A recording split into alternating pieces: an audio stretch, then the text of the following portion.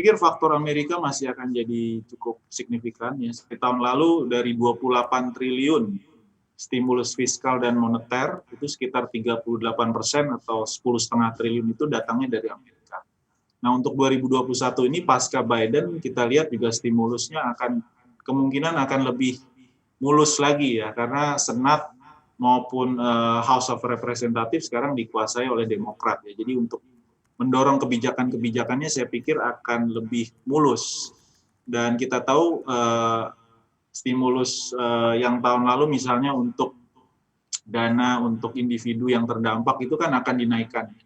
Tahun lalu dari sekitar $1.200 katanya akan dinaikkan ke arah $2.000, lalu juga upah minimum dinaikkan, lalu juga stimulus fiskal secara keseluruhan juga kurang lebih akan mengarah ke 3 sampai ya sekitar $3 triliun paling tidak ya. Nah, ini tentunya akan memberikan gairah juga ya. Kita lihat paling tidak sudah ada kelihatan di beberapa sektor ada dampaknya. Oke, kalau kita lihat nanti sejauh manakah potensi atau dampak dan impact-nya ke Indonesia, khususnya kalau seandainya ada efek stimulus yang direalisasikan, kemudian juga banjir likuiditas dolar, efeknya akan seperti apa ke surat utang dan mata uang gitu ya. Nanti akan seperti apa deep impact-nya khususnya ke Indonesia nih Pak David?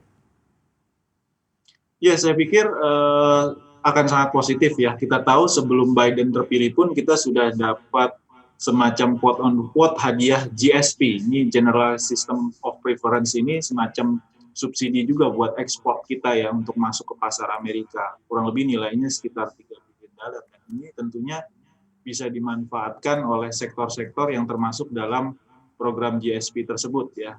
Yang kita tahu ekspor kita yang terbesar ke Amerika salah satunya di sektor perikanan seperti udang ya, lalu juga tekstil, alas kaki, elektronik. Nah, ini saya pikir ke depan karena item-item yang masuk cukup banyak ini bisa menjadi positif juga buat ekspor kita. Nah, untuk pasar modal saya pikir sejauh ini stimulus masih akan menjadi sentimen positif ya. Jadi negara-negara di dunia itu masih akan menggelontorkan stimulus yang cukup besar di tahun 2021 ini.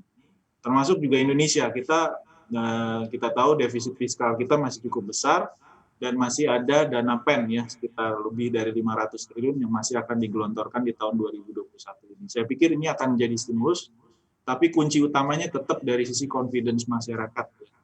Jadi confidence dan juga mobilitas ini menjadi satu yang sangat penting karena uang beredar itu bisa digelontorkan sedemikian banyak, tapi kalau velocity of money-nya atau mobilitas dari masyarakat masih terkendala, tentunya dampaknya akan minim sekali terhadap pertumbuhan ekonomi kita.